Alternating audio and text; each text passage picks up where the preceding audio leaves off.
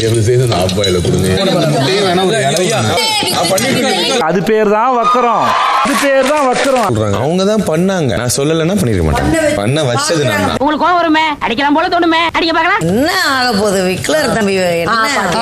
என்ன பண்ணாலும் அடிக்க மாட்டேங்கிறானே. ஒரு முட்டை மட்டும் please போட்டு கொடுங்க. இருங்க, நான் வந்து ஆம்லெட் போட்டு தரேன். ஐயோ, நீங்க உட்காருங்க. கோவத்தை அடக்கும் திறனையும் பொறுமையை தருவாயாக. காலை வேளையிலே தேவனை ஸ்துதிக்கின்றோம், ஸ்தோத்திரிக்கின்றோம் ஆண்டவரே. வணக்கம் my dear zone mates, welcome to Shafi zone. நான் உங்க ஷஃபி. அண்ட் இன்னைக்கு நம்ம பார்க்க போறது பிக் பாஸ் சீசன் 9 உடைய டே 54 அண்ட் எபிசோட் 55 ஓட ரிவ்யூ தான். இன்னைக்கு எபிசோட ஸ்டார்ட் பண்ணும்போதே காலங்காத்தால விக்ரம் வந்து அமித்தை கூட்டு போய் கிச்சன் எப்படி இருக்கு அப்படிங்கிற மாதிரி கேட்டாப்ல. அந்த மனுஷன் கிச்சனை பார்த்துட்டு பரவாயில்லையே, ரொம்ப நீட்டா இருக்கு, நீங்க எல்லாரும் சேர்ந்து தான் க்ளீன் பண்ணீங்களா அப்படிங்கிற மாதிரி கேட்கும்போது இல்ல பார்வதி தான் எல்லா வேலையும் பார்த்தாங்க, பட் அதை வச்சு தான் நம்ம ஒரு கேம் பிளே பண்ண போறோம் அப்படிங்கிற மாதிரி ஆரம்பிச்சாப்ல. புரியலையே அப்படிங்கிற மாதிரி கேட்டா அந்த மனுஷன் என்ன சொல்றாப்ல, நேற்று நைட்டு எல்லா வேலையும் பார்வதி ஒத்தாளா பார்த்தது மட்டும் இல்லாம கிச்சனை இவ்வளவு நீட்டா க்ளீன் பண்ணி வச்சுட்டு போயிருக்காங்க போல இருக்கு. அண்ட் பார்வதி எவ்வளவு நேரம் முழிச்சிருந்தாங்களோ அவ்வளவு நேரம் வந்து விக்ரமும் முழிச்சிட்டு இருக்காப்ல. பரவாயில்லையே, பார்வதி கூட என்னதான் சண்டையா இருந்தாலும் அந்த மனுஷனுக்கு பார்வதி மேல என்ன ஒரு அக்கறை அப்படிங்கிற மாதிரி நினைச்சீங்கன்னா அதான் கிடையாது. அந்த மனுஷன் எதுக்காக முழிச்சிட்டு இருந்தாருன்னா அதை வச்சே ஒரு கண்டென்ட் பண்ணலாம் அப்படிங்கிற மாதிரி சொல்றாப்ல. அவர் என்ன சொல்றாருன்னா, நேத்து காலையில சாரியை ஒளிச்சு வச்சோமே அதுக்கே அவங்க அவ்வளவு கோவப்பட்டாங்க, ஒருவேளை அவங்களுடைய கிரெடிட் திருடினா அவங்க எவ்வளவு கோவப்படுவாங்க அப்படிங்கிற மாதிரி கேட்டிருந்தாப்ல. கிரெடிட் திருடுவியா, அது எப்படி அப்படிங்கிற மாதிரி கேட்டா, காலையில அமித்தை தவிர்த்து மத்த எல்லாருமே வந்து பரவாயில்லையே கிச்சன் உள்ள நீட்டா இருக்குது, பரவாயில்லையே விக்ரம் நீ சொன்ன மாதிரியே பண்ணிட்டியே, வாடனை இவ்வளவு அழகா வேலை வாங்கிட்டியே அப்படிங்கிற மாதிரி கேட்கணுமா. இவருமே வில்லனிச்சமா, ஆமாமா நான் சொன்னதுனால தான் பார்வதி எல்லா வேலையும் பார்த்தாங்க, இல்லனா ஒரு வேலையும் அவங்க பார்த்திருக்க மாட்டாங்கல்ல அப்படிங்கிற மாதிரி சொல்லுவாராமா. இது மூலமா ரெண்டு விஷயம் நடக்குமா. ஒன்னு, பார்வதி ஆல்ரெடி டென்ஷன் ஆன மாதிரி மறுபடியும் டென்ஷன் ஆகி தாம் தோம் சொல்லிட்டு குதிக்க ஆரம்பிப்பாங்க. அப்படி இல்லனா அவங்க கண்டுக்காம விட்டுருவாங்க. இது ரெண்டுல எது நடந்தாலுமே நீங்க ஹீரோ மாதிரி என்ட்ரி கொடுத்து வசந்திக்கு சப்போர்ட் பண்ணி பயங்கரமா ஸ்கோர் பண்ணிருங்க அப்படிங்கிற மாதிரிலாம் சொல்லிட்டு இருந்தாப்ல. அதை பார்க்கும்போது இந்த வேலைலாம் தேவைதானா?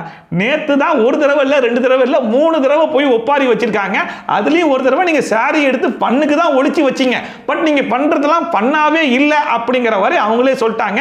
சோ நீங்க பண்றதை அவங்க சீரியஸா எடுத்துக்கிட்டாங்கன்னு புரியுதுல. அப்ப மறுபடியும் அவங்களே போய் நோண்ட கூடாது அப்படிங்கிறது கூட தெரியாதா? அண்ட் அது மட்டும் இல்லாம நேத்து நைட்டு ஃபுல்லா பார்வதி இருந்து வேலை பார்த்துட்டு போய் படுத்திருக்காங்க.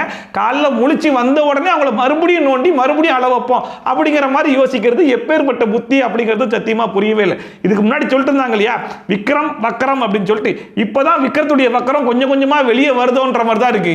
திருப்பி ரொம்ப விளையாடாதீங்கன்னு போனேன். ரெண்டுத்துல என்ன பண்ணாலும் நீங்க ஹீரோ மாதிரி வரீங்க. இப்ப விக்ரம் அமித் கிட்ட என்ன விஷயத்தை கன்வே பண்ணாப்லையோ அதே விஷயத்தை இந்த வீட்டுல பார்வதியை தவிர்த்து மத்த எல்லார்கிட்டயுமே போய் கன்வே பண்ணிருப்பார் போல இருக்கு. அந்த எல்லாருமே அந்த பிளேக்கு ஓகே அப்படிங்கிற மாதிரி சொல்லி களத்திலேயே இறங்கிட்டாங்க. எனக்கு ஒரு விஷயம் என்ன புரியல அப்படின்னா, எப்படி எல்லாராலையுமே அக்செப்ட் பண்ணிக்க முடியுது அப்படிங்கறத தெரியல. விக்ரமுக்கு பார்வதி மேல ஒரு சின்ன கிரட்ஜ் இருக்கு அப்படிங்கிறதுனால நைட்டு வரைக்கும் முழிச்சிருந்து இந்த கண்டென்ட் பண்றதுக்கு ரெடியா இருக்காப்ல. ஓகே, பட் அந்த மனுஷன் தான் சொல்றாப்ல அப்படின்னா எல்லாருமே எப்படி ஓகே சொல்றாங்க அப்படிங்கிறதும் புரியல. நேத்து மட்டுமே ஃபன்னுக்கு பண்ண சில விஷயத்தை எடுத்து அவங்க அவ்வளவு சீரியஸா பயங்கரமான ஒப்பாரிலாம் வச்சிருக்காங்க. ஈவன் நேத்து எண்ட் ஆஃப் தி எபிசோட்ல கூட சுபிக்ஷா வந்து குறிப்பா அமித் அண்ட் விக்ரம் இவங்க ரெண்டு பேர்கிட்ட பார்வதிக்கு வந்து பீரியட்ஸ் அப்படிங்கிறதுனால அவங்க இந்த மாதிரி ரியாக்ட் பண்றாங்களா அப்படிங்கிறது கூட தெரியல அப்படிங்கிற மாதிரி சொல்லிருப்பாங்க. அதுக்கு கூட அமித் வந்து ரொம்ப கேஷுவலா எல்லாருக்கும் மாசம் மாசம் வரக்கூடிய பிரச்சனை தானே, இதுல என்ன இருக்கு அப்படிங்கிற மாதிரிலாம் பேசிருப்பாப்ல. சோ பார்வதிக்குள்ள இத்தனை பிரச்சனைகள் இருக்கு அப்படிங்கிறது தெரிஞ்சும் அண்ட் நைட்டு ஃபுல்லா அவங்க முழிச்சிருந்து கொடுத்த வேலையை சரியா பண்ணிருக்காங்க அப்படிங்கிறது தெரிஞ்சும் இதுக்காகவே முழிச்சிருந்து காலையில மறுபடியும் அவங்க கிட்டே வம்பிழுத்து அழுக வைக்கலாம் அப்படிங்கிற மாதிரி யோசிக்கிறது எப்பேற்பட்ட புத்தி அப்படிங்கிறது தெரியல.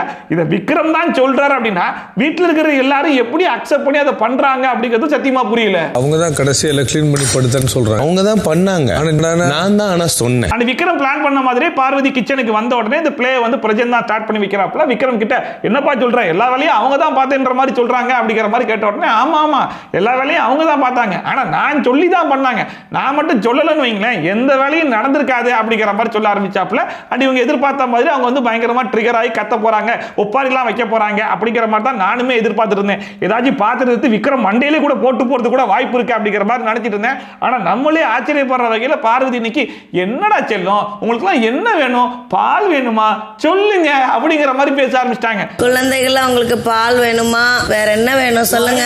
இந்த பிளேல ஒருத்தர் ரெண்டு பேரும் இல்ல, சுத்தி வளைச்சு போட்டு போட்டு எல்லாருமே பார்வதியை பயங்கரமா ட்ரிகர் பண்ண ஆரம்பிச்சிட்டாங்க. ஒரு பக்கம் கனி வந்து என்ன சொல்ற விக்கல் விக்ரம் எல்லாமே ஓ சூப்பர்வைஸ்ல நடந்துச்சா அப்படிங்கிற மாதிரி கேட்க, கிச்சன்ல எது நல்லா இருக்கு அப்படிங்கிற மாதிரி யாரு சொன்னாலுமே விக்கல் விக்ரம் உள்ள வந்து அதெல்லாம் நான் சொல்லிதான், நான் சொல்லணும் வைங்களேன், அந்த வேலை நடந்திருக்காது இந்த வேலை நடந்திருக்காது அப்படிங்கிற மாதிரி அந்த மனுஷன் ஒரு பக்கம் சொல்ல ஆரம்பிச்சிட்டாப்ல. இதுல வந்து சாண்ட்ராலாம் களத்துல இறங்கிட்டாங்க. அதாவது நம்ம டைரக்டா சொன்னா தர மாட்டாங்க, எதுவா இருந்தாலும் விக்கல் விக்ரம் சொல்லி விக்கல் விக்ரம் வசந்தி மேடம் சொன்னா அப்பதான் அவங்க கேட்பாங்க அப்படிங்கிற மாதிரி சொல்லிட்டு இருந்தாங்க. இதுல வேற எங்களுக்கு பூரி மசாலா செஞ்சு கொடுக்க அப்படிங்கிற மாதிரி கேட்ட உடனே அதுக்கு பார்வதி வந்து அதெல்லாம் என்னால செய்ய முடியாதுமா, இது வந்து நீ அஸ்டன் மாரன்ட்ட போய் பேசிக்கோ அப்படிங்கிற மாதிரி சொல்லுது கூட. இப்போ நம்மளா இருக்கோம்ல, அதனால தான் இந்த மாதிரிலாம் பேசுறாங்க. நம்மளாம் போயிட்டோன்னு வைங்க, அவங்க விக்கல் விக்ரம் முன்னாடி இப்படி தான் நிப்பாங்க அப்படிங்கிற மாதிரி பயங்கரமா ட்ரிகர் பண்ணிட்டு இருந்தாங்க. பட் யாரு எவ்வளவுதான் ட்ரிகர் பண்ணாலும் சரி கடைசி வரைக்கும் பொறுமையை தான் கையாளுவேன் அப்படிங்கிற மாதிரி நம்மளே ஆச்சரியப்படுற வகையில் கடைசி வரைக்கும் பார்வதி எதுக்கும் பெருசா ரியாக்ட் கூட பண்ணிக்கல. சரி ரைட், விக்கல் விக்ரம் காலையில சொல்லியிருந்தார் இல்லையா, ரெண்டு விஷயம் நடக்கும். ஒன்னு ஒட்டஞ்சி பயங்கரமா ஒப்பாரி வைப்பாங்க, அப்படிலாம் கண்டுக்காம விட்டுருவாங்க. இது ரெண்டுல எது நடந்தாலுமே நீங்க ஹீரோ என்ட்ரி கொடுத்துருங்க அப்படிங்கிற மாதிரி சொல்லியிருந்தார் இல்லையா. அதுக்கேற்ற மாதிரி அமித் உள்ள வந்து நானும் பார்த்துக்கிட்டே இருக்கேன், எல்லாரும் வந்து வசந்தி மேடம் மாறி மாறி பேசிருக்கீங்க, அது என்ன விக்கல் விக்ரம் சொன்னா பண்ணுவாங்களா, அவங்க தனியா பண்ண மாட்டாங்களா, இந்த மாதிரிலாம் பேசாதீங்க அப்படின்னு சொல்லிட்டு அந்த மனுஷன் ஒரு பக்கம் ஸ்கோர் பண்ண ஆரம்பிச்சிட்டாப்ல. நானும் பார்த்துட்டே இருக்கேன், எல்லாரும் அவங்களை மறுபடியும் கார்னர் பண்ண ஆரம்பிச்சிட்டீங்க. அண்ட் இங்கேயுமே விக்ரமுடைய பிளான் என்னவா இருந்திருக்கும் அப்படின்னு சொல்லி பாத்தீங்கன்னா, அந்த மனுஷன் ஆல்ரெடி மென்ஷன் பண்ண மாதிரி ஒன்னு ஒட்டாஞ்சி நேத்து மாதிரி ஒப்பாரி வைப்பாங்க, இல்லைன்னா கண்டுக்காம விட்டுருவாங்க. இதுல எது நடந்தாலும் நீங்க உள்ள வந்திருக்க அப்படிங்கிற மாதிரி சொல்லிட்டாப்ல. அதனால அமித் உள்ள வந்து பயங்கரமா ஸ்கோர் பண்ண ஆரம்பிச்சிட்டாப்ல. அண்ட் இப்போ அவர் என்ன எக்ஸ்பெக்ட் பண்ணிருப்பாருன்னா, ஒருத்தவங்க வந்து பார்வதிக்கு சப்போர்ட் பண்ணி பேசிட்டாங்கன்னா நமக்கு சப்போர்ட் வந்துருச்சுன்னு சொல்லிட்டு அதை வச்சு ஒரு பெரிய சீன் கிரியேட் பண்ணுவாங்க அப்படிங்கிற மாதிரி எக்ஸ்பெக்ட் பண்ணிருந்தாரு. ஆனா பார்வதி இங்க அமித் நமக்கு சப்போர்ட் பண்றாரு அப்படிங்கிறது கூட கண்டுக்காம விட்டாங்க. காலையில இருந்து முரண்டு பிடிச்சிட்டு அப்புறமா கிச்சன்ல 3 கப்பா காணோம் அப்படின்னு சொல்லிட்டு பார்வதி எஃப்ஜே கிட்ட சொன்னா, அதுக்குமே எஃப்ஜே ஹிட்லர் கிட்ட சொல்லுங்க, ஹிட்லர் கண்டுபிடிச்சு தருவான் அப்படிங்கிற மாதிரி ட்ரிகர் பண்ணி பார்த்தா அதுக்குமே பார்வதி பெருசா ரியாக்ட் பண்ணிக்கவே இல்லை. அப்ப கூட அவங்க என்ன சொல்றாங்கன்னா, நம்ம ஹிட்லர் தானே பண்ணிட்டு போட்டோம் அப்படிங்கிற மாதிரி சொல்ல ஆரம்பிச்சிட்டாங்க. அண்ட் அதுக்கப்புறமா சரி ரைட், இந்த கிரெடிட் திருடுறதுன்னு ஒரு மேட்டர் வச்சிருந்தாங்க இல்லையா, அதுக்கு வருமா அப்படின்னு சொல்லிட்டு அப்ப எல்லாமே ஹிட்லர் தானா, all credit goes to Hitler அப்படிங்கிற மாதிரி சொன்னாலுமே அதுக்குமே கண்டுக்காம, சரி ஹிட்லர் பையா உனக்கு ஒரு வயிறு இருக்கு, அது பசிக்கும்ல, போடா செல்லும் போய் கிளாஸை கண்டுபிடிச்சி எடுத்துட்டு வா அப்படின்னு சொல்லிட்டு கடைசி வரைக்கும் நான் கேரக்டர் விட்டு வெளியே வர மாட்டேன், பொறுமையை எந்த எக்ஸ்ட்ரீம் வரைக்கும் போய் கூட நான் ஹேண்டில் பண்ணுவேன் அப்படிங்கிற மாதிரி இன்னைக்கு ஏதோ ரொம்ப சூப்பரா ஹேண்டில் பண்ணிட்டாங்க. இவங்க எவ்வளவு முக்கியம், கடைசி வரைக்கும் அந்த பிளேல ஜெயிக்க முடியாம போச்சு. All credits goes to Vikram. Very good தங்கம், வயிறு ரொம்ப முக்கியம். அதுக்கப்புறமா வழக்கம் போல நம்ம மீசோ ஆக்ஷன் இருக்காங்க இல்லையா, அவங்களுடைய கிரிஞ்சி கண்டென்ட் ஸ்டார்ட் பண்ணிட்டாங்க. ஒரு பக்கம் விக்ரம் பார்வதியை டார்கெட் பண்ணி டார்ச்சர் பண்ணா, இன்னொரு பக்கம் நம்ம மீசோ ஆக்ஷனி விக்ரமை டார்கெட் பண்ணி டார்ச்சர் பண்ண ஆரம்பிச்சிட்டாங்க. அவரை பத்தி ஒரு லெட்டர் எழுதி வச்சிருக்காங்க, இவன் வெரி பேட், எப்ப பார்த்தாலும் ஸ்ட்ரைக் பண்ண சொல்றான், திவ்யாவை லவ் பண்றான் அப்படிங்கிற மாதிரிலாம் எழுதி வச்சிருந்தாங்க. இன்னொரு பக்கம் அவர் உட்கார்ந்துட்டு இருக்கும்போது பாட்டில தண்ணியை ஊத்துறேன்னு சொல்லிட்டு முதுகுல தண்ணியெல்லாம் ஊத்தி விட்டு போயிட்டாங்க. யார் வந்து என்ன சொன்னால் அந்த மனுஷன் பயங்கரமா டென்ஷன், நீ பெட்ல கடந்தா கூட பரவாயில்ல, நான் தண்ணியை ஊத்துறேன் அப்படின்னு சொல்லிட்டு மூஞ்சில தண்ணி ஊத்திட்டாப்ல, அது பெட்லயே விழுந்துருச்சு. அதை பார்த்து எங்க இருந்தா வந்தான்னு தெரியல, எம்ஜே கிளம்பி வந்துட்டான், அது எப்படி நீ பெட்ல ஊத்தலாம் அப்படின்னு சொல்லிட்டு. வியனாக்கு ஒண்ணுதான், எங்க இருந்தா மோப்பம் முடிச்சு வருவான்னு தெரியல, உடனே கிளம்பி வந்துடுறான். அவங்க என் மேல ஊத்துனாங்க, அதனால தான் ஊத்துனேன் அப்படிங்கிற மாதிரி சொன்னா கூட, நீங்க எதுக்கு பெட்ல ஊத்துறீங்க அப்படிங்கிற மாதிரி மறுபடியும் கேட்டிருக்கேன். ஊத்துனாங்கன்னா மூஞ்சி மேல ஊத்துறீங்கன்னா அதுவே ஃபர்ஸ்ட் ஒரு தப்பு, பெட்ல தான் ஊத்தி வச்சிருக்கேன், மூஞ்சி அங்க வச்சாங்க, நான் என்ன பண்றேன். அண்ட் அதுக்கப்புறமாவும் இந்த மீசா ஆசினி விக்ரம சும்மா விடலையே, விக்ரமும் சுபிக்ஷாவும் ஏதோ சீரியஸா பேசிட்டு இருப்பாங்க போல இருக்கு. நடுவில் வந்துட்டு அவர் கையை எடுத்து அவர் மூஞ்சி முன்னாடியே ஆட்டிட்டு இருந்தாப்ல. அண்ட் இந்த ஆசினி எப்பெல்லாம் இந்த கியூட்டான கிரிஞ்சி பெர்ஃபார்மன்ஸ்லாம் பண்றாங்களோ அதெல்லாம் தேர்ட் அம்பையர் மாதிரி எஃப்ஜே நின்று பார்த்து ரசிச்சுக்கிட்டே இருப்பேன். அண்ட் இப்போ வந்து விக்ரம் பயங்கரமா டென்ஷனா, இங்க பாரு இந்த டையை எடுத்து மூஞ்சி முன்னாடி ஆட்டுறது, குதிச்சு போறது, நடுவில் வருது, இதெல்லாம் கியூட் அழகுன்ற மாதிரி நினைச்சு பண்ணிட்டு இருக்கல, அதெல்லாம் ஒரு வெங்காயம் இல்ல, அது நல்லாவே இல்ல அப்படிங்கிற மாதிரி சொல்லிட்டாப்ல.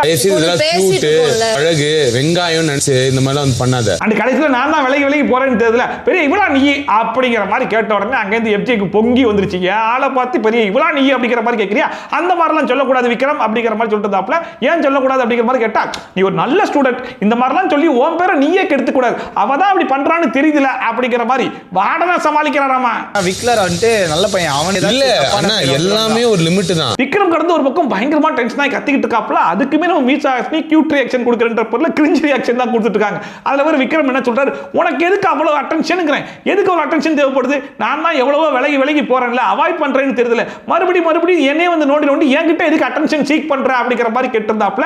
அதுக்குமே நம்ம வியானா வந்துட்டு என்ன சொல்றாங்க, எங்க பாருங்க விக்ரம், நீங்க வந்து அந்த மாதிரி கேரக்டர் விட்டு வெளியே வந்துலாம் பேசாதீங்க, நீங்க கேரக்டருக்குள்ளேயே தான் பேசணும் புரியுதா அப்படிங்கிற மாதிரிலாம் பெர்ஃபார்மன்ஸ் பண்ணிட்டு இருந்தாங்க. இதுல ஹைலைட்டான விஷயம் என்ன அப்படின்னு சொல்லி பாத்தீங்கன்னா, ஒரு பக்கம் விக்ரம் சொல்றாரு இல்லையா, நான் தான் விலகி போறேனே, அவாய்ட் பண்றேன்னு தெரியல, அப்புறம் இதுக்கு மறுபடியும் வந்து என்கிட்ட ஒரு கண்டென்ட் பண்ணி அட்டென்ஷன் சீக் பண்ற அப்படிங்கிற மாதிரி ஒரு நியாயமான கேள்வியை யார் கேட்கிறா, விக்ரம் கேட்கிறாப்ல. ஆனா அதை வந்து விக்ரம் ஃபாலோ பண்றாரான்னு சொல்லி கேட்டா பிம்பிளிக்கு பிலா காப்பி தான். ஏன்னா நேத்து சாரி எடுத்து ஒளிச்சு வச்சாப்ல ஃபன்னுக்கு தான் பண்ணாப்ல.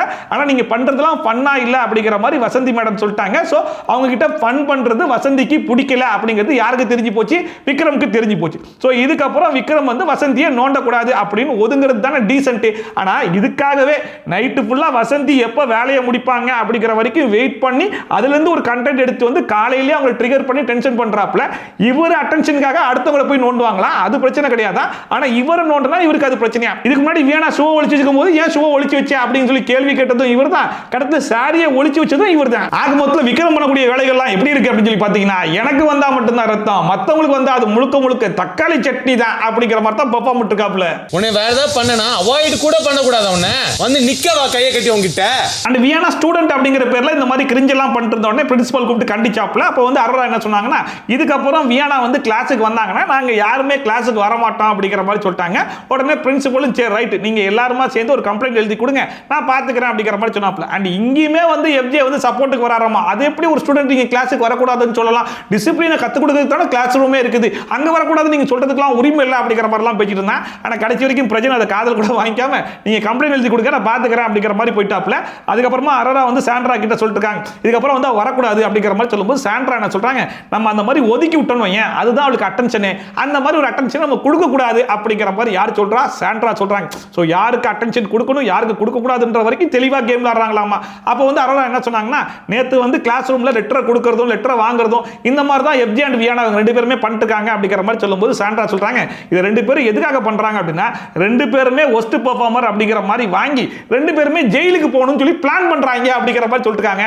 அதுக்கு அரோரா இதை நான் நேத்தே கண்டுபிடிச்சிட்டேன் அப்படிங்கிற மாதிரி வேற சொல்லிட்டு இருக்காங்க. சூப்பர்ரா. அப்ப ஜோடி ஜோடியா சேர வேண்டியது, ஒஸ்ட் பெர்ஃபார்மர் வாங்க வேண்டியது, ஜெயிலில் போக வேண்டியது, இதுதான் உங்களுடைய பிளானாடா? அதை ஜெயிலுன்னு நினைச்சீங்களா இல்ல வேற எதுவும் நினைச்சீங்களான்ற மாதிரி இருக்கு. ஃபர்ஸ்ட் பெர்ஃபார்மன்ஸ் வாங்குறதுக்காக ரெண்டு பேரும் பண்றாங்க. அது நேத்தே நான் கண்டுபிடிச்சிட்டேன். அதுக்கப்புறமா பிக் பாஸ் ஸ்கூல்ல எக்ஸ்கர்ஷனுக்கு போக வேண்டிய நேரம் வந்துருச்சு. ஸ்டூடெண்ட்ஸ் எல்லாத்தையுமே 3 டீச்சரும் சேர்ந்து மியூசியத்துக்கு வந்து கூட்டு போக போறாங்களா. இதுக்கு முன்னாடி சீசன்ல இருந்த போட்டோஸ் ப்ராப்பர்ட்டிஸ் அதெல்லாம் வந்து டீச்சர் ஸ்டூடெண்ட்ஸ்க்கு எக்ஸ்பிளைன் பண்ணுவாங்க அப்படிங்கிற மாதிரி ஒரு கான்செப்ட் ஒன்று ரெடி பண்ணி வச்சிருந்தாங்க. எக்ஸ்கர்ஷன் செல்லும் நேரம். இன்னொரு பக்கம் பார்த்தா பார்வதி கடந்து அவங்களே பயங்கரமா புலம்ப ஆரம்பிச்சிட்டாங்க. பிக் பாஸ் இந்த டாக்கு கொஞ்சம் சீக்கிரம் முடிச்சிருக்கு பிக் பாஸ், என்னால முடியல பிக் பாஸ் அப்படிங்கிற மாதிரி கதற ஆரம்பிச்சிட்டாங்க. அண்ட் கடவுள்கிட்ட கடந்து பிரார்த்தனைலாம் பண்ண ஆரம்பிச்சிட்டாங்க. இன்னைக்கு ஒரு நாள் மட்டும் எக்ஸ்ட்ரீம் பொறுமை, அழுக வராத சக்தி, வார்த்தை விடாத சக்தி, கோவம் வராத சக்தி, இதெல்லாம் கொஞ்சம் தருவாயாக அப்படிங்கிற மாதிரி கேட்டிருந்தாங்க. கோவத்தை அடக்கும் திறனையும் பொறுமையை தருவாயாக. அண்ட் வசந்தி புலம்புறதுலாம் தர்மலிங்கம் பக்கத்துல இருந்து கேட்டு சரி விடுங்க விடுங்க வசந்தி இன்னைக்கு ஒரு நாள் ஃபுல்லா உங்க கூடவே இருந்து உங்களை கூல் பண்றது தான் என்னுடைய வேலையே அப்படிங்கிற மாதிரி சொல்லிருந்தாப்ல. அண்ட் இன்னைக்கு சமையலே அந்த மனுஷன் தான் பண்ணிட்டு இருந்தாப்ல. அதை பார்க்கும்போது சரி ரைட் நேத்து என்னதான் பயங்கரமான டென்ஷனா இதுக்கப்புறம் உங்ககிட்ட பேசவே மாட்டேன் அப்படிங்கிற மாதிரி மூஞ்சில் அடிச்சாப்ல சொல்லியிருந்தாலுமே அதெல்லாம் மறந்துட்டு டாஸ்க் ரோல் கேம் அப்படிங்கிற மாதிரி வரும்போது நான் ஃபுல்லா மாறிடுவேன் அப்படிங்கிற மாதிரி ஃபுல்லா மாறி பெர்ஃபார்மன்ஸ் பண்றாரு. இந்த வீட்டில் ஓரளவுக்கு கொஞ்சம் நல்ல மனுஷனா இருக்காரு அப்படின்னா அது அமித்னு சொல்ற அளவுக்கு இருக்காரு. நான் ஃபுல்லா உங்க கூடவே இருக்கேன், உங்களை கூல் பண்ணிட்டே இருக்கேன். Very good. அன்னைக்கு மொத்த சமையலுமே பாத்தீங்கன்னா அமித் அண்ட் பார்வதி ரெண்டு பேருமே சேர்ந்து வந்து பண்ணியிருந்தாங்க. பீட்ரூட் ரைஸ் பண்ணியிருந்தாங்க. அதை எல்லா ஸ்டூடெண்ட்ஸ்க்கும் சர்வும் பண்ணிட்டாங்க. எல்லாருக்கும் வந்து சாப்பிடவும் ஆரம்பிச்சிட்டாங்க. அண்ட் அப்பயுமே பாருங்க விக்ரம் வந்து எனக்கு இது வாயிலே வைக்க முடியல, எனக்கு பிடிக்கல, ஒரு முட்டை மட்டும் பொரிச்சு கொடுக்குறீங்களா அதை சாப்பிட்றேன் அப்படிங்கிற மாதிரி சொன்ன உடனே அமித்தும் சாப்பிட்டு தான் இருந்தாப்புல. அவர் என்ன சொன்னார்னா சரி வெயிட் பண்ணு நான் உனக்கு பொரிச்சு கொடுக்குறேன் அப்படின்னு அவர் எஞ்சி போனா நீங்க உட்காருங்க சார் நம்ம வசந்தி மேடம் இருக்காங்களா அவங்க பொரிச்சு கொடுக்கட்டும் அப்படிங்கிற மாதிரி கேட்கிறாப்புல.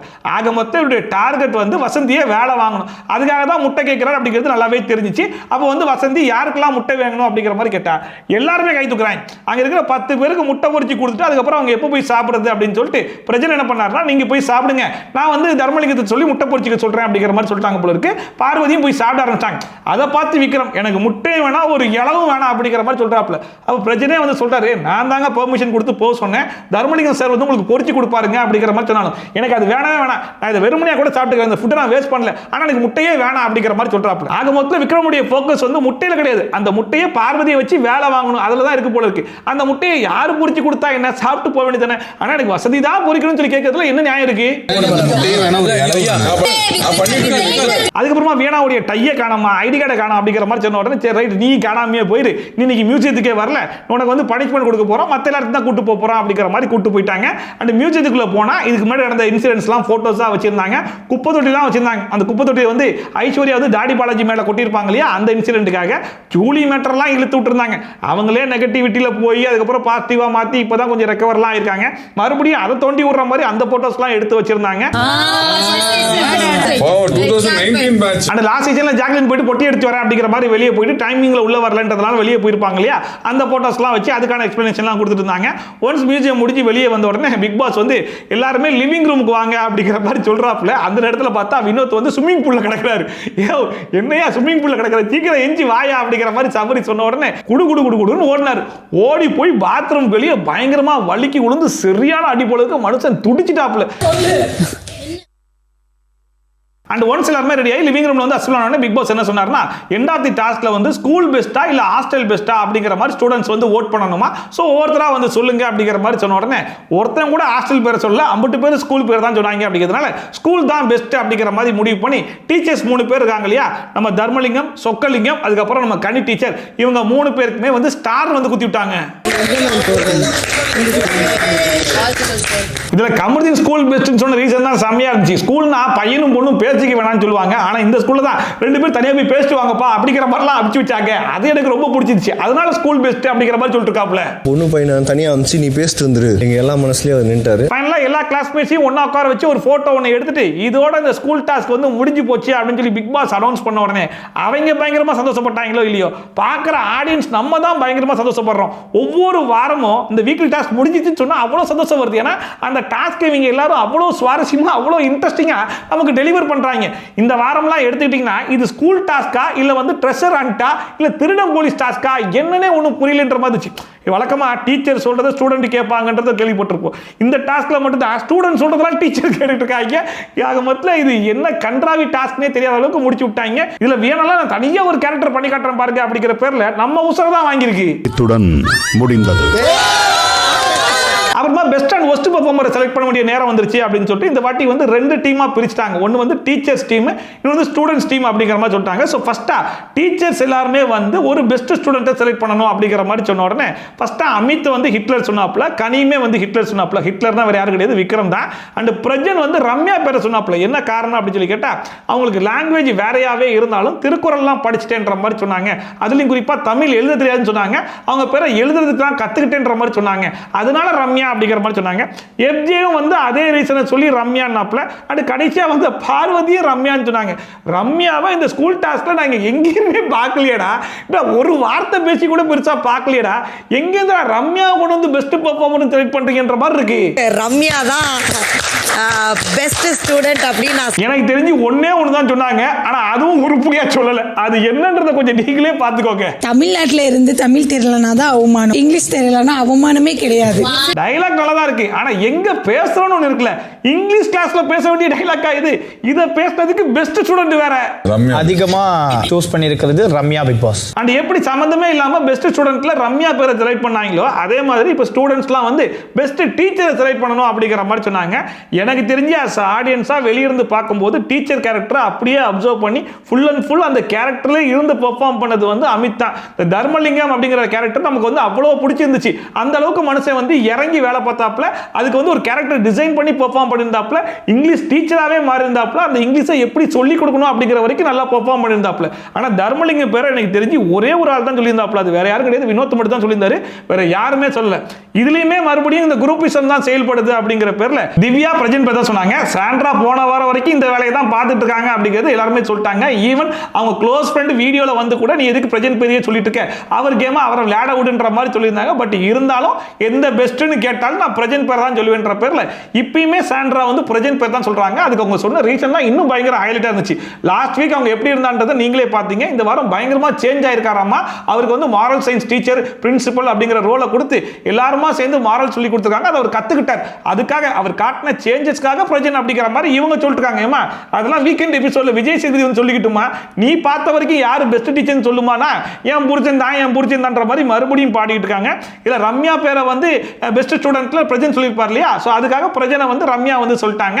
இன்னொன்று வந்து வியானா சொல்லிட்டாங்க. சோ 4 பேர் பிரஜன் பேரை சொல்லிட்டாங்க அப்படிங்கிறதுனால பெஸ்ட் டீச்சரா பிரஜன் செலக்ட் ஆயிருக்காரு. பெஸ்ட் டீச்சர் சொக்கத்தங்கம் பிரஜன் அவர்கள். இதுல ஹைலைட்டான காமெடி என்ன அப்படின்னு சொல்லி பாத்தீங்கன்னா, இதெல்லாம் உங்க பாயிண்ட் ஆஃப் வியூல இருந்து யோசிக்காதீங்க, ஆடியன்ஸ் உடைய பாயிண்ட் ஆஃப் வியூல இருந்து யோசிக்கும் போது எந்த கேரக்டர் பயங்கரமா இம்ப்ரெஸ் பண்ணிருக்கும், ரொம்ப சுவாரஸ்யமா இருந்திருக்கும், அந்த பாயிண்ட் ஆஃப் வியூல யோசிச்சு ஓட் பண்ணுங்க அப்படிங்கிற மாதிரி சொல்லியிருந்தாங்க. அந்த பாயிண்ட் ஆஃப் வியூல யோசிச்சு தான் ரம்யா பேரையும் பிரஜன் பேரையும் சொல்லியிருக்காங்களா. எனக்கு தெரிஞ்சு பிரஜன் பிரின்சிபலா அவ்வளவு சுவாரஸ்யமா இன்ட்ரெஸ்டிங்கா என்ன பண்ணார் அப்படிங்கிறது சத்தியமா எனக்கு தெரியவே இல்லை. சேவ் பண்ணி சேஞ்ச் ஓவர் ஒன்று காமிச்சாப்ல. லாஸ்ட் வீக் விஜய் சேது திட்டி விட்டார் அப்படிங்கிறதுனால அமைதியா இருந்தார். இதை ரெண்டை தவிர்த்து வேற என்ன புதுசா பண்ணிட்டாரு? பிரஜன் ரம்யா வாழ்த்துக்கள். அண்ட் ரம்யா வந்து பெஸ்ட் ஸ்டூடெண்டா செலக்ட் ஆயிட்டாங்க, பிரஜன் வந்து பெஸ்ட் டீச்சரா செலக்ட் ஆயிட்டார் இல்லையா? அதனால இவங்க ரெண்டு பேர் தான் அடுத்த வாரம் நடக்க போற தலடாஸ்ல வந்து பார்ட்டிசிபேட் பண்ண போறாங்க அப்படிங்கிற மாதிரி பிக் பாஸ் அனௌன்ஸ் பண்ணாப்ல. தலடாஸ்ல பார்ட்டிசிபேட் பண்றதுலாம் இருக்கட்டும், ஆனா பார்ட்டிசிபேட் பண்றதுக்கு அடுத்த வாரம் ரம்யா இருக்கணும்ல, அவங்க இருக்க மாட்டாங்கல்ல. சோ யாரை வச்சு இந்த டாஸ்க் நடத்த போறாங்க அப்படிங்கறத நம்ம பொறுத்து இருந்து தான் பார்க்கணும் போல. இங்க ரெண்டு பேர் தான் அடுத்த வார தலைவர் போட்டியில் போட்டியிட தேர்வான போட்டியாளர்கள். அண்ட் அப்புறமா ஆடியன்ஸோட பார்வையில இவங்க பண்ண பெர்ஃபார்மன்ஸை சுத்தமா என்ஜாயே பண்ணிருக்க மாட்டாங்க அப்படின்னா அது யாரு அப்படிங்கிற மாதிரி ஃபர்ஸ்ட் ஸ்டூடெண்ட் வந்து டீச்சர்ஸ் சொல்லணும் அப்படிங்கிற மாதிரி சொன்ன உடனே எல்லாருமே வந்து எஃப்ஜே பேர் தான் வந்து சொன்னாங்க, எக்ஸெப்ட் திவ்யா. திவ்யா மட்டும் யார் பேரை சொன்னாங்கன்னா பார்வதி பேரை சொன்னாங்க. ஏன்னா பார்வதி எல்லார்கிட்டையும் வேற மாதிரி நடந்துக்கிட்டாங்களா, திவ்யா கிட்ட மட்டும் கொஞ்சம் பயாஸ்டா நடந்துக்கிட்டாங்க அப்படிங்கிற மாதிரி சொன்னாங்க. அது என்ன பயாஸ்ட்ங்கிறதா தெரியல. ஒருவேளை ஹரி ஒரு கண்டென்ட் போட்டார் இல்லையா அன்சீன்ல, அந்த கண்டென்ட் வச்சு சொல்றாங்க அப்படிங்கிற மாதிரி தான் எனக்கு என்னமோ தோணுச்சு. ஆனா நீங்க எல்லாரையும் தாண்டி எனக்கு மட்டும் ரொம்ப பயாஸ்டா ஒன்னு பண்ண மாதிரி எனக்கு தெரிஞ்சது. இதுல விக்ரம்லாம் ரொம்ப ஓப்பனாவே எஃப்ஜே வந்து வியானா கிட்ட பேசினதை தவிர்த்து வேற எதுவுமே பண்ணல அப்படிங்கிறது ரொம்ப ஓப்பனாவே சொல்லிட்டாப்ல. அது என்னன்னு தெரியல. இதுக்கு முன்னாடி வரைக்கும் எஃப்ஜே பாத்தீங்கன்னா மற்ற இடத்துல எப்படி பேசினாலும் டாஸ்க்னு வரும்போது கொஞ்சம் இன்வால்வ்மெண்டோட எனக்கு நானே ஒரு கேரக்டரை டிசைன் பண்ணிக்கிறேன் அப்படிங்கிற மாதிரிலாம் யோசிச்சு ஏதோ ஒன்று பண்ணிட்டு இருப்பான். ஆனா இந்த டாஸ்க்ல லவ்க்குள்ள விழுந்ததுக்கு அப்புறம் கேம் வேணா ஒரு மண்ணு வேணாம், எனக்கு வியானா மட்டும் வேணும்ன்ற மாதிரி சுத்த ஆரம்பிச்சிடறாங்க. இது இவன்ல எல்லாரும் அதே வேலை தான் பாக்குறாங்க. வியானா கூட உட்காந்து ஏதோ பேசிட்டு இருந்தாங்க, இவ்வளவுதான் தெரிஞ்சிச்சு. அதனால ஒஸ்ட் வந்து எஃப்ஜே. அண்ட் காலையிலேயே சாண்ட்ரா நரா ரெண்டு பேரும் பேசியிருப்பாங்க பாத்தீங்களா. இவங்க ரெண்டு பேரும் வேணும்னே ஒஸ்ட் பெர்ஃபார்மரை வாங்கிட்டு ஜெயிலுக்கு போகணுன்ற மாதிரி பிளான் பண்றாங்க அப்படின்னு சொல்லிட்டு அதுக்கேற்ற மாதிரி எஃப்ஜே வந்து ஒஸ்ட் பெர்ஃபார்மர்ல வந்துட்டான். அதுக்கேற்ற மாதிரி ஒஸ்ட் ஸ்டூடெண்ட் அப்படிங்கிற மாதிரி கேட்டா எல்லாருமே வியானா பேர் தான் சொல்ல போறாங்க. ஏன்னா வியானா போட்ட ஆட்டத்தை வேற எந்த ஸ்டூடெண்ட்டுமே போடல, மற்ற எல்லாருமே ஓரளவுக்கு அடக்கி தான் வாசிச்சாங்க அப்படிங்கிற மாதிரி பார்த்தா வெறும் வியானா பேரை பிரஜன் மட்டும் தான் சொன்னாரே தவிர்த்து வேற யாருமே சொல்லல. அதை பார்க்கும்போது ஏன்னா ஆடியன்ஸ் என்ன நினைச்சுக்கிட்டீங்க, எங்களெல்லாம் பார்த்தா எப்படா தெரியுது இந்த மீசோ ஆசினி பண்ற பெர்ஃபார்மன்ஸ்லாம் கியூட்னு நினைச்சு நாங்க வெளியே இருந்து ரசிச்சு பார்ப்போமா? ஏன்னா அதுவே கடந்து கிரிஞ்சு பண்ணிட்டு இருக்கு, நீங்களே கிரிஞ்சுன்னு தான் சொல்றீங்க, வெளியே இருந்து நாங்க மட்டும் எப்படா அதை ரசிப்போம் அப்படிங்கிற மாதிரி தான் இருந்துச்சு. இதுல வந்து அமித்லாம் வந்து சம்பந்தமே இல்லாம கமருதீன் பேரை சொல்றாப்புல, கனி வந்து வினோத் பேரை சொல்றாங்க. வினோத்துக்கு என்ன ரீசன் சொல்லி கேட்டா அவர் பாட்டு பாடிட்டு பயங்கரமா வைப்லாம் பண்ணிட்டு இருப்பாரு, இந்த டாஸ்க்ல பெருசா எதுவுமே பண்ண மாதிரி தெரியல அப்படிங்கிற மாதிரி சொல்றாங்க. பார்வதி வந்து திவ்யா கணேசியம் பேரை சொல்லிட்டாங்களே, அதனால நான் திவ்யா பேரை சொல்லுவேன் அப்படிங்கிற மாதிரி இவங்க திவ்யா பேரை வந்து சொல்லிட்டு இருக்காங்க. எஃப்ஜே வந்து வியானா அப்படிங்கிற மாதிரி ஆரம்பிச்சு இல்ல வினோத் தான் சொல்லுவேன் அப்படிங்கிற மாதிரி வினோத் பேரை சொல்றான். என்ன காரணம் சொல்லி கேட்டா இதுக்கு முன்னாடி ரம்யா சொல்லுவாங்க பாத்தீங்களா, அந்த மாதிரி ஒரு காரணத்தை சொல்றான். இதுக்கு முன்னாடி கேப்டன்சி டாஸ்க்ல ரம்யா வந்து வினோத்துக்கு ஒரு ரீசன் சொல்லிருப்பாங்க தெரியுமா, அண்ணே நீங்க ரொம்ப நேரம் தொங்குறது எல்லாம் பார்க்க முடியலனே அதனால தூக்குறனே அப்படிங்கிற மாதிரி தூக்கிருப்பாங்க. வீக்கெண்ட் எபிசோட்ல விஜய் சேது வந்து பயங்கரமா கிழிச்சு விட்டார்ல, இதெல்லாம் ஒரு ரீசனா அப்படின்னு சொல்லிட்டு அந்த மாதிரி ஒரு ரீசன் தான் இப்ப எஃப்ஜே சொல்லிட்டு இருக்கான். அவன் இந்த வாரம் முழுக்க வைப் பண்ணலையா, அதை எல்லாரும் சொல்லிட்டீங்க, நான் அக்செப்ட் பண்ணிக்கிறேன். ஜெயிலுக்கு போய் நான் பயங்கரமா வைப் பண்ண போறேன், அதுக்கு எனக்கு ஒரு ஆள் வேணும், அதுக்கு வினோத் அண்ணா வேணும், அதுக்காக ஜெயிலுக்கு கூட்டிட்டு போறேன் அப்படிங்கிற மாதிரி சொல்லிட்டு இருக்கேன். வினோத் அண்ணா என் கூட அதை பார்க்கும்போது ஏன்னா நீ ஒரு வாரம் ஃபுல்லா மல்லன்னு சொல்லிட்டு வியானா பின்னாடியே சுத்திக்கிட்டு இருப்ப, அதுக்காக உன்னை எல்லாரும் ஒஸ்ட் பெர்ஃபார்மர்ல செலக்ட் பண்ணுவாங்க. நீ போய் ஜெயில வைப் பண்றதுக்கு கம்பெனி வேணும், வினோத் ஒஸ்ட் பெர்ஃபார்மர் செலக்ட் பண்ணி கூட்டு போவியாடா, என்னடா ரீசன் இது அப்படிங்கிற மாதிரி இருந்துச்சு. இந்த ரீசனுக்கு வீக்கெண்ட் எபிசோட்ல வச்சு செய்யலன்னா நானே கடுப்பாயிருன்ற மாதிரி ஆயிடுச்சு. அந்த ஒஸ்ட் பெர்ஃபார்மரா எஃப்ஜே அண்ட் வினோத் ரெண்டு பேர் தான் செலக்ட் ஆயிருக்காங்க அப்படிங்கிறதுனால இவங்க ரெண்டு பேர் தான் ஜெயிலுக்கு போக போறாங்க அப்படிங்கிற மாதிரி சொல்லிட்டு அண்ட் கூடவே வந்து இதுக்கு முன்னாடி ஒரு ரூல் இருந்துச்சு இல்லையா, போன வார கேப்டன் வந்து அடுத்த வார கேப்டன்சி டாஸ்க்ல வந்து கலந்துக்கலாம் அப்படின்னு சொல்லிட்டு சோ ரம்யா பிரஜனோட சேர்ந்து எஃப்ஜேவும் கலந்துக்க போறான். ரம்யா எவிக்ட் ஆகி வெளியே போனா கூட பிரஜன் அண்ட் எஃப்ஜே இவங்க ரெண்டு பேர்ல யாராச்சும் ஒரு ஆள் தான் கேப்டனா வர போறாங்க அப்படிங்கிற மாதிரி நினைச்சிட்டு இருந்தா பிக் பாஸ் என்ன சொல்லிட்டாருன்னா ஒஸ்ட் பெர்ஃபார்மரா வந்தவர் வந்து கேப்டன்சி டாஸ்க்ல விளையாட முடியாது, அதனால எஃப்ஜே வந்து அடுத்த வார கேப்டன்சி டாஸ்க்ல கலந்துக்க முடியாது அப்படிங்கிற மாதிரி சொல்லிட்டாப்ல. அண்ட் அது மட்டும் இல்லாம இந்த வாரம் ஜெயிலுக்கு போறவங்களுக்கு எக்ஸ்ட்ராவா ஒரு பனிஷ்மெண்ட் இருக்கு அப்படிங்கிற மாதிரி சொல்லி பார்வதியை ஸ்டோர் ரூம் காமிச்சு விட்டா ஸ்டோர் ரூம்ல போயிட்டு பார்வதி பயங்கரமான டான்ஸ்லாம் ஆடிட்டு இருக்காங்க. தேவதண்டா உனக்கு அப்படிங்கிற மாதிரி. ஏன்னா எஃப்ஜே ஒஸ்ட் பெர்ஃபார்மர்ல வந்துட்டானா இல்லையா, அதுக்காக பயங்கரமா சந்தோஷப்படுறாங்களா. அதுக்கப்புறமா அந்த டாக்லேட் எடுத்து படிக்கிறாங்க. அதுல என்ன போட்டிருக்கு அப்படின்னா அது இந்த பாசி மணி இருக்கு இல்லையா, அது வந்து ஒரு கலர்ல ரெண்டு பேருக்கும் கொடுத்துருவாங்களா. 50 பாசி கோர்த்தாதான் ஒரு மாலை அப்படிங்கிற கணக்குல மொத்தமா 200 மாலை பண்ணணும் அப்படிங்கிற மாதிரி பிக் பாஸ் சொல்லிட்டாப்ல. சோ இருக்கிற டைம்ல 200 மாலை பண்ணணும்னா அப்புறம் எங்க இருந்து தூங்குறது அப்படிங்கிற மாதிரி இருக்கு இல்லையா. சோ வினோத் அதை கேட்டு பயங்கரமா டென்ஷன் ஆகி இதுக்கு எனக்கு எந்த சம்மந்தமும் கிடையாதுங்க, இந்த டாஸ்க்கை நான் முடிஞ்ச அளவுக்கு நல்லா தான் பண்ணேன், எல்லா டீச்சர் பேச்சையும் கேட்டேன் பாத்தீங்களா, அதுதான் என் தப்பு, நானும் வியானா மாதிரி சுத்தி இருக்கணும் அப்படிங்கிற மாதிரி புலம்ப ஆரம்பிச்சிட்டாப்ல.